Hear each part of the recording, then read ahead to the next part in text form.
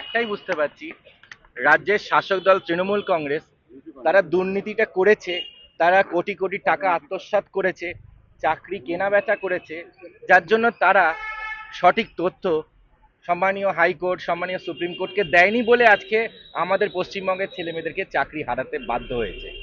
এটা সম্পূর্ণ রাজ্য সরকারের সদিচ্ছার অভাব। এবং রাজ্য সরকারের সদিচ্ছার অভাব কেন? কারণ তথ্য যদি প্রকাশিত হয়, সঠিক তথ্য, আজকে যখন ছাত্রছাত্রীদের কারোর কারোর কাছে ওএমআর শিটে পাওয়া যাচ্ছে, তাদের কাছে ভেরিফাইড ওএমআর শিট তাদের কাছে আছে, তাহলে সবার কাছেই থাকতে পারে, সবার কাছে এই সফট কপি থাকতে পারে, এবং এসএসসির কাছে তো সবার আগে থাকবে।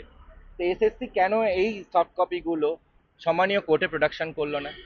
এসএসসি চাইলেই, কিন্তু রাজ্যের শাসক দল তৃণমূল কংগ্রেস, তিনি যদি চান, তৃণমূল কংগ্রেস নেত্রী মমতা বন্দ্যোপাধ্যায় রাজ্যের মুখ্যমন্ত্রী যদি আমাদের পশ্চিমবঙ্গ ছেলে মেয়েদের তাদের চাকরিটাকে বাঁচাতে চাইতেন, মিনিমাম তিনি কি করতেন, তিনি এসএসসি কে নির্দেশটা দিতেন ওএমআর শিটগুলো সমস্ত এবং সেই ওএমআর শিট সামনে রাখলেই আজকে হাইকোর্ট সুপ্রিম কোর্টের সামনে প্রকাশিত হয়ে যেত কে যোগ্য কে অযোগ্য।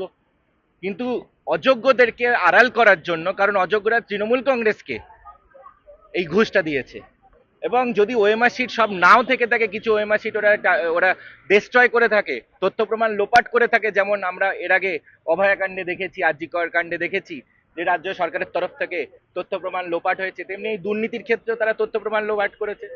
যদি সেই লোপাটও করে থাকে, তাহলে এই দুর্নীতি তো করেছে তৃণমূলেরই নেতা মন্ত্রীরা। এই কুন্তল, শান্তনু, কালীঘাটের কাকু, পার্থ চট্টোপাধ্যায় সহ আপাদমস্তক যারা এই দুর্নীতি একটা যে অর্গানাইজ ক্রাইম হয়েছে সুপ্রিম কোর্টের ভাষায়, সেই অর্গানাইজ করেছে পুরোটাই তৃণমূল কংগ্রেস অর্গানাইজেশন। তা তৃণমূল কংগ্রেস অর্গানাইজেশন যদি আজকে বলে দেয় কারা কারা তৃণমূল কংগ্রেস সরকারকে, তৃণমূল কংগ্রেসের নেতা মন্ত্রীদেরকে ঘুষটা দিয়েছে, তাহলেই অযোগ্যদের লিস্ট বেরিয়ে আসবে।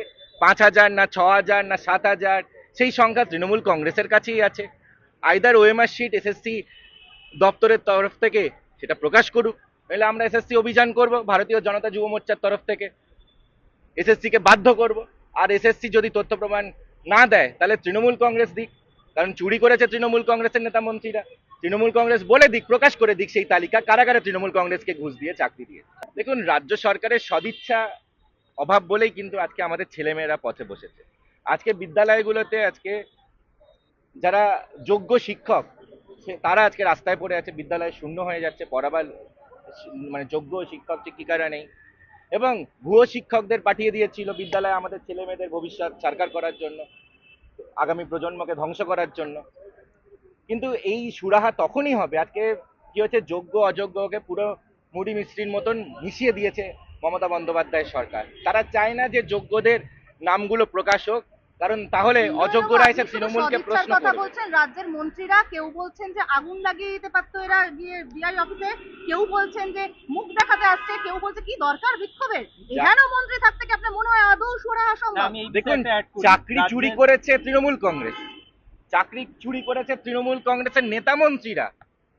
আবার চোরের মায়ের বড় গলা, যাদের থেকে চাকরি চুরি করে আপনারা পথে বসিয়ে দিয়েছেন, বিদ্যালয় শূন্য করে দিয়েছেন, ঝড় জল বৃষ্টি উপেক্ষা করে যারা অনশন করছে, তাদের পাশে থাকুন, এবং তাদের পাশে থাকতে চাইলে সবার আগে সেই লিস্টটা পাবলিশ করুন, কারা যোগ্য কারা অযোগ্য, কারা তৃণমূল কংগ্রেসকে নেতা মন্ত্রীদের ঘুষ দিয়েছে, সেই তথ্যগুলো প্রমাণ আপনারা প্রকাশ করে দিন, সেই লিস্টটা প্রকাশ করে দিন, তাহলেই তো অযোগ্যরা বেরিয়ে আসবে, বাকিরা যোগ্য, তাদের চাকরিতে পুনর্বহাল হবে। এমনি এমনি সুপ্রিম কোর্টে গিয়ে আমি লোক দেখানি রিভিউ পিটিশন করলাম, তাতে কিচ্ছু যায় আসবে না।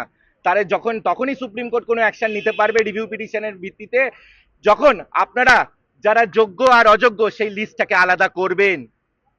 যতক্ষণ না লিস্ট আলাদা করছেন, যতক্ষণ না আপনারা তৃণমূল কংগ্রেস ভবন থেকে বা এসএসসি ভবন থেকে প্রকাশ করছেন না যে তৃণমূল কংগ্রেসকে ঘুষ দিয়ে কারা চাকরি পেয়েছে, ততক্ষণ পর্যন্ত রিভিউ পিটিশন করুন, আর সুপ্রিম কোর্ট হাইকোর্টকে যতই তোপ দাগুন, আমাদের ছেলে মেয়েদের ভবিষ্যৎ আপনারা ধ্বংস করে দিয়েছেন।